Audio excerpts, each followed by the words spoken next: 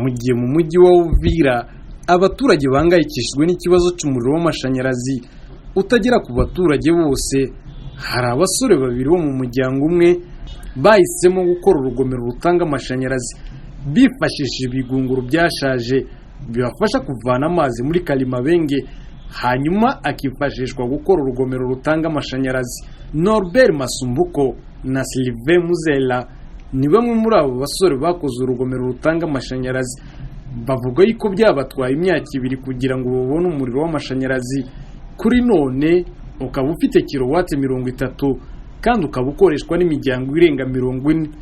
Nubwo abo basore bavuga yuko bakoze uyu muriro w'amashanyarazi, bavuga yuko inzira ikiri ndende kugira ngo umuriro wabo uzagere ku baturage benshi bo muri Uvira, kuko bagikoresha ibiti mu kuyungurura amazi ajya muri urwo rugomero, ndetse hari igihe imvura igwa igasenya imifurege ijyana amazi mu bigunguru bakoze, kuko iyi mifurege itubakiwe n'isima.